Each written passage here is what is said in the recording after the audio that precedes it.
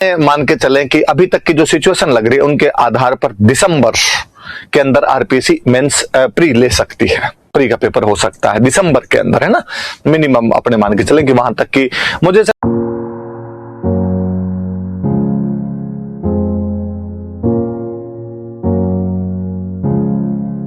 है। चलो देखो सुनो, आज मेरी बातें सुनो कुछ, आज आप कमेंट मत कीजिए, थोड़ी सी मेरी बातें सुनिए, अपने घर की सी बात करते हैं। प्री की तैयारी कैसे करनी है मैं वो बताऊं, देखो थोड़ा सा। अब आप कमेंट मत करना, एक बार थोड़ा सा ध्यान देना इधर।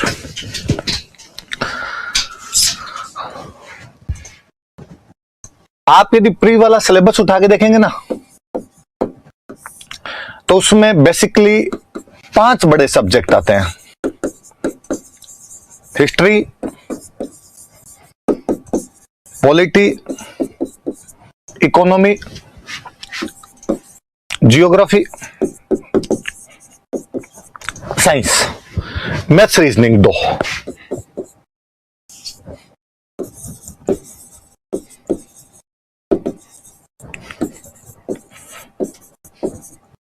रीजनिंग और मैथ्स। मैं इधर से यदि लगूं तो मैथ्स ऐसा सब्जेक्ट है जो जिसको आता है उसको आता है, नहीं आता है वो भले बूंद बुआली खा के मर जाए तो ही नहीं आए। इसलिए जिनको नहीं आता है वो ज्यादा खुश होइए कि अपने को एक कम पढ़ना है, वो इस बात में राजी रही है कि कम से कम ये तो नहीं पढ़ना पड़ेगा, ज्यादा माथापच्ची नहीं करनी अपने को। 7-8 सवाल आते हैं, आप यूं मान लेना जिनको नहीं आता है कि अपने 142 आएंगे क्वेश्चन, अपने उनमें से करके आएंगे। प्री का पेपर कबड्डी का लाइन टच होता है। कबड्डी में आप लाइन टच करके वापस जा सकते हो, वहां से आपको फेल नहीं माना जाता है। एग्जैक्टली प्री जो है वो कट ऑफ पार करनी होती है आपको। सपोज डेट कट ऑफ 95 जाती है, मैं कहूंगी बॉयज की 95 कट ऑफ जाती है, गर्ल्स की 85 जाती है। मैं ऐसा बता रहा हूं ना, एग्जैक्टली ऐसा कुछ नहीं आप कहोगे सर इतनी जाएगी क्या उतनी जाएगी, इस पे नहीं, एक बार आप समझिए मेरी बात को। अब यदि किसी के गर्ल्स में 85 मेरिट जाती है, कट ऑफ जाती है, किसी के 86 आते हैं तब भी उसे मेंस दिलवाएंगे। किसी के 89 आएंगे तो भी वो मेंस देगी, 99 आएंगे तो भी मेंस देगी, 199 आएंगे तो भी मेंस देगी। ये तो है नहीं कि 120 क्रॉस करते उस लड़की को कहेंगे कि बहन जी आप किधर हो, आपका तो डायरेक्ट इंटरव्यू करवाना पड़ जाएगा, आपका तो मेंस लेके क्या करेंगे, ये तो कहा नहीं जाएगा। या किसी लड़के का यदि 95 से ऊपर नंबर आ रहे हैं और तो उसको कह दिया जाए कि भाई तू मेंस मत दे, तू डायरेक्ट इंटरव्यू दे दे। नहीं साहब, लाइन टच है, सबको मेंस ही लिखना पड़ेगा अपने आप के अंदर। तो यदि किसी के बहुत ज्यादा कमजोर हो तो वो लोड ना ले, क्योंकि अक्सर मैं स्टूडेंट को इन बातों के लिए लोड लेता हुआ देखता रहता हूं कि सर मैथ्स नहीं आती, इसका क्या करें। नहीं आती, राजी रहना, और ज्यादा राजी रहना। रीजनिंग ऐसा सब्जेक्ट है जो आपका सबको ही आता है। मम्मी की, बुआ की, चाची की क्या लगती है, अब इनमें तो यार क्या ही पढ़ा जाना चाहिए। मुझे तो कई बार लगता है कि यार रीजनिंग में पढ़ने लायक चीज भी क्या होती है। थोड़ा सा दिमाग लगाए बंदा तो ये तो किया ही जा सकता है। तो जिनकी मैथ्स कमजोर हो वो इधर रीजनिंग की तरफ ध्यान दे ले थोड़ा सा।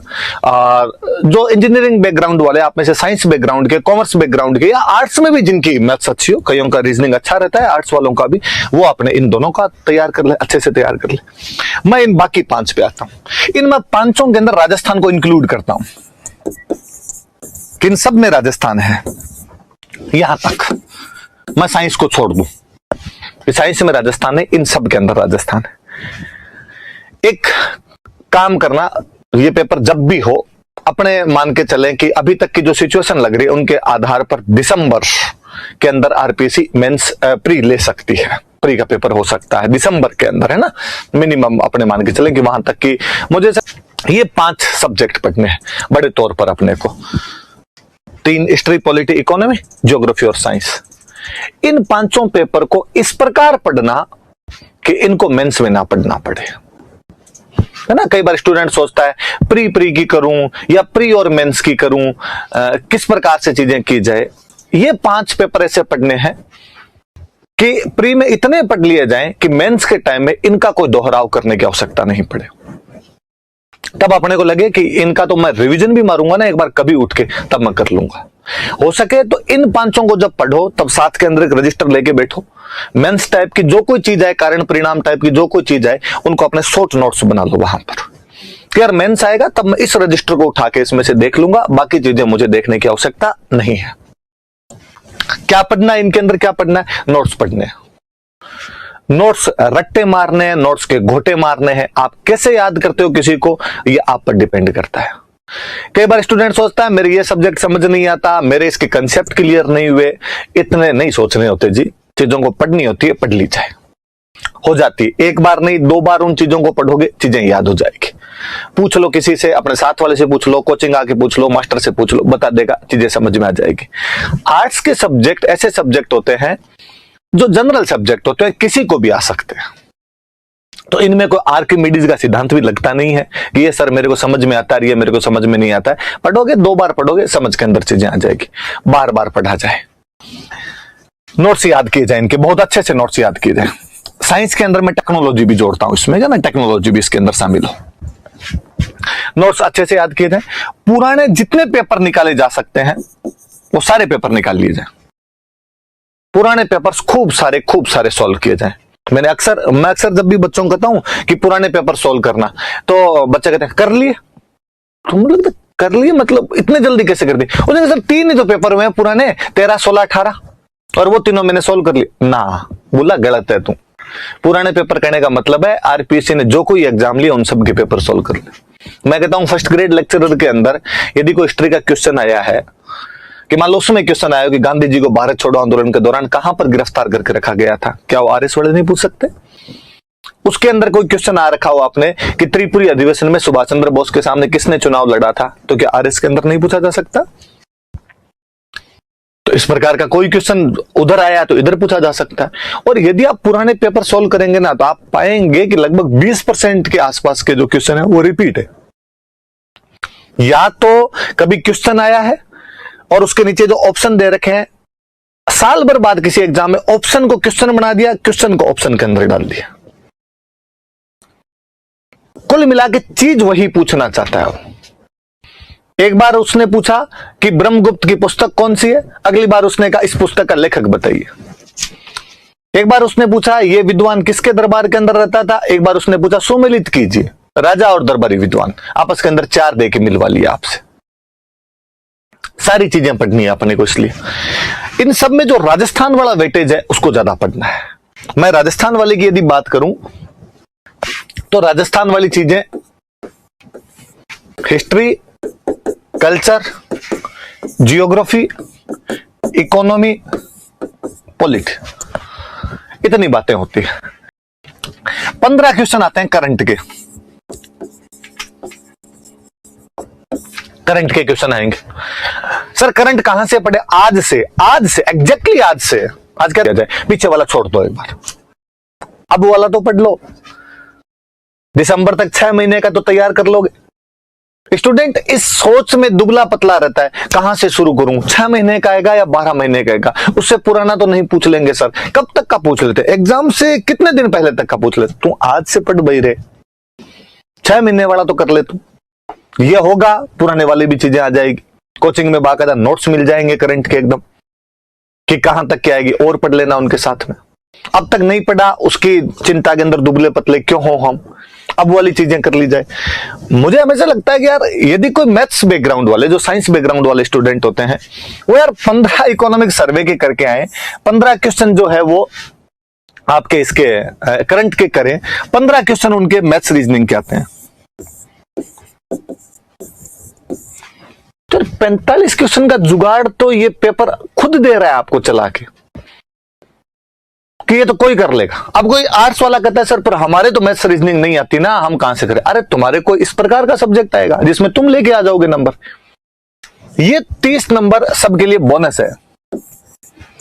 30 क्वेश्चन, 30 नंबर में 30 क्वेश्चन। इस बार अपने यदि सोचे भी कि मेरिट भाई थोड़ी थोड़ी ऊपर चली जाती है, मैं कहूं कि मैंने जो बताया वही मेरिट वाला जी क्राइटेरिया रह जाए कि 95 चली जाए बॉयज की, 85 कार्य सेवा नियमों में संशोधन किए हैं, ओबीसी जनरल की मेरिट यदि बराबर जाएगी तो मेरिट थोड़ी ऊपर चली जाएगी अपने आप में। पहले क्या करते, ओबीसी की मेरिट ऊपर जाती, जनरल की मेरिट कम रहती, फिर ओबीसी की मेरिट को वहीं तक लेके आ जाते जनरल तक, तो लड़के थोड़े ज्यादा पास हो जाते। अब की बार ये करें हम मेरिट वैसे बराबर ही रख देंगे वहां पर, तो थोड़ी मेरिट का लेवल ऊपर चला जाएगा तो भी वो बीच में से आप निकालोगे ना तो वो लगभग ये 90-95 के आसपास में रहेगा, वहां तक जाएगा। 95 नंबर है ना 200 में से, इसका मतलब 50% तो मेरिट नहीं जा रही। 200 में से 100 नंबर, 100 मान लो, मैं तो कहता हूं 100 चली जाएगी तो भी 50%। इसका मतलब 150 में से 75 क्वेश्चन जिसके सही हो जाते हैं उसका सिलेक्शन हो जाएगा। मैं लिख के दूं आपको कि 150 में से 125 से ऊपर क्वेश्चन नोट्स के अंदर से आते हैं, बाहर से नहीं आते। ये डिपेंड आप पर करता है कि आप उन 125 क्वेश्चन को किस प्रकार तैयार करते हैं, या उन 25 क्वेश्चनों की चिंता के अंदर मरते रहते हैं कि ये कहां से होंगे, ये कहां से होंगे। पुराने पेपर सारे सोल्व कर लेना। टेस्ट सीरीज चले आपके लिए, अब बाकायदा प्री के हिसाब से टेस्ट लेने शुरू कर देंगे हम, वो सारे एक टेस्ट देना। भले ही आपको उस दिन तैयारी हो, भले ही आपकी उस दिन तैयारी नहीं हो, ऐसा कभी नहीं हो कि आप टेस्ट छोड़ दो। मैंने ये अक्सर सेलेक्ट लोगों से सुना। मैंने उपेंद्र जी की कभी आपको बात बताई होगी, वो एक दिन हमें बता रहे थे कि कई बार ऐसा होता था कि मेरे टेस्ट की तैयारी नहीं होती थी, पर फिर भी मैं टेस्ट देने सर हमेशा आया करता था। अभी मोनिका सामोर जिनकी 11th रैंक है, वो बता रहे थे कि सर मैंने इतने टेस्ट दिए थे यहां पर मेंस के कि जब मैं वहां लिख रही थी तो मुझे लग रहा था जैसे यहां दे रही हूं टेस्ट वैसे वहां दे रही हूं। रैंक भी आई तो मुझे लगा स्प्रिंग बोर्ड में भी जो मेरी रैंक आती थी उधर मेरी रैंक आ गई। कितना इजी हो जाता है ये प्रोसेस अपने आप के अंदर, इसलिए पैनिक होने की कतई आवश्यकता नहीं है। अब तक किसी ने पढ़ाई नहीं की हो उसको भी पैनिक होने की आवश्यकता नहीं है, सिलेक्शन होते हैं। शिवाक्षी खंडल इस बाल वाला उदाहरण है। उन्होंने प्री का बैच ज्वाइन किया था, प्री वाले बैच के अंदर पढ़े, प्री पास हुआ, फिर मेंस का बैच ज्वाइन किया, मेंस वाले बैच में पढ़े, मेंस पास हुआ, इंटरव्यू वाला बैच ज्वाइन किया, इंटरव्यू के अंदर पढ़े, फाइनली 3rd रैंक है। टॉपर में उनमें कल से आप मार्कशीट देख रहे हो, 6 नंबर का फर्क है, मतलब 6 नंबर और होते तो आप टॉपर हो जाते। तो 3री रैंक का मतलब 1 नंबर रैंक है, 1st रैंक ही होना है, अपने आप के अंदर टॉपर होना ही है। टॉप 10 में जो भी आते हैं सबके नंबर लगभग बराबर से होते हैं, 5-7 नंबर का वेरिएशन होता है, उसके अंदर सारे सिमट जाते हैं। इसलिए ये दोनों चीजें बहुत अच्छे से तैयार की जाए, ये आपको दी जा चुकी है। करंट आप अब से पढ़ना शुरू कीजिए, हम और क्लासें लगाएंगे, हम और आपको नोट्स दे देंगे करंट के, उनसे चीजें हो जाएगी। बाकी वाली चीजें मैं राजस्थान वाली चीजों कह रहा था, ये 5 चीजें कि राजस्थान की हिस्ट्री, राजस्थान की कल्चर, राजस्थान की ज्योग्राफी, राजस्थान की इकोनॉमी और राजस्थान की पॉलिटी। राजस्थान की इकोनॉमी ये अपने हो गई, 4 चीजें अपने को पढ़नी, ये ज्यादा अच्छे से तैयार करनी है, क्योंकि इनका पोर्शन ये रहता है कि पिछली बार 150 क्वेश्चन थे प्रीलिम्स में, उनमें से 50 से अधिक राजस्थान था। कोशिश कीजिए आप खूब पढ़िए, जिन बच्चों की राजस्थान अच्छी होगी वो यहां तक पहुंचेंगे, 50 से 40-45 के क्वेश्चन आसपास करके आएंगे। कई बच्चे जिनकी राजस्थान इतनी अच्छी नहीं होती तो भी आप अच्छा इसको पढ़ के जाएंगे, 25-30 का स्कोर आराम से होगा। कई क्वेश्चन आपको देख के लगेंगे कि यार इतने इजी से सवाल पूछे जिसकी हद नहीं। अब कोई इधर से 15 करे, इधर से 15 करे, ये क्वेश्चन कितने हो गए आपके? 30 क्वेश्चन हो गए। इधर से यदि वो 25-30 का ही मत कहता हूं, 30 का ही जुगाड़ लेके बैठे तो 30 इधर से और करे, ये क्वेश्चन होते हैं 60। एकदम इजी सा सिस्टम है कि इतना पोर्शन अपने पास है, सामने दिखाई दे रहा है, यहां से ये 60 क्वेश्चन का तो कर सकते हैं। मैं ये नहीं कहता आपके 60 के 60 सही हो जाएंगे, ऊपर नीचे रहेगा, इसके अंदर भी ऊपर नीचे रहेगा। पर 50 क्वेश्चन मान लो ये आए, 30 क्वेश्चन ये आए, 80 में यदि अपना रेशियो 60 के आसपास जाता है, पीछे 70 क्वेश्चन और पड़े हैं अभी आपके पास में, कम से कम ही लाए ना तो 25-30 तो सही होते हैं, 25-30 सही होते हैं तो भी ये 60 ये बने, एकदम 25 भी सही होते हैं तो 85 के आसपास जाके पड़ते हैं, 30 होते हैं तो आपके 90 के आसपास होते हैं। आपको कोई नहीं हिलाए, 90 क्वेश्चन करके आओ तो मेरिट भले कितनी जाती हो, आपका प्री पास है। इसलिए प्री पास करना आरएस का दुनिया का सबसे सरलतम एग्जाम है। आपको अपनी स्ट्रेंथ पे ध्यान देना होता है कि आपको क्या चीजें पढ़नी है, क्या नहीं पढ़नी है। स्टूडेंट या तो प्री में इसलिए फेल होता है कि वो ऐसी चीजें पढ़ने लग जाता है जो एग्जाम पॉइंट ऑफ व्यू से सही नहीं है, फालतू में ज्यादा माथा मारने लग जाता है, या इसलिए फेल होता है कि वो पुराने पेपर सॉल्व नहीं करता, या टेस्ट सीरीज नहीं देता, या टेस्ट पेपर नहीं निकालता वो, या इसलिए फेल होता है कि वो एग्जाम हॉल के उस प्रेशर को हैंडल नहीं कर पाता, वहां सिली मिस्टेक करके आता है। इसके अलावा कभी मैंने किसी बच्चे को ये नहीं कि वो पढ़ के भी गया था बहुत अच्छा सा, सही तरीके से तैयारी भी की थी उसने टेस्ट भी दिए थे, उसने टेस्ट में रैंक भी उसकी आती थी और फिर प्री फेल हो गया ना। अपवाद अलग चीज है, बाकी आपको ऐसे एग्जाम्पल नहीं मिलेंगे ज्यादा। इसलिए आप भी कर सकते हो इन चीजों को। इसलिए यदि कल से कोई आप में से पैनिक हो गया हो तो इसमें ये पैनिक होने की आवश्यकता नहीं है। बाकी वाले सब्जेक्ट जियोग्राफी है। लगभग बैच के अंदर अपनी जियोग्राफी हो चुकी है। जो सबसे लास्ट वाले बैच है उनको छोड़ दो, तो कि जैसे मैं कहूं कि B9 है, जो B10 है, उनके अंदर इंडियन ज्योग्राफी नहीं हो पाई है। या अभी कोई आप में से कोई 7-8 वाला कर देगा। हमारे भी कुछ टॉपिक पड़े, कुछ टॉपिक का नहीं करा। शायद मुझे जहां तक याद आता 9 और 10 के अंदर अनटच है। उनके अंदर 9 और 10 में फिजिकली चल रही थी और डायरेक्टली इधर अपने इसके तरफ आ गए थे, वर्ल्ड की तरफ आ गए थे। पर फिजिकल और वर्ल्ड तो हो गई, केवल ले दे के अपने इंडियन ज्योग्राफी बची, और तो उसके अंदर चीजें हो रखी है, हिस्ट्री है। लगभग मॉडर्न सब में होगी।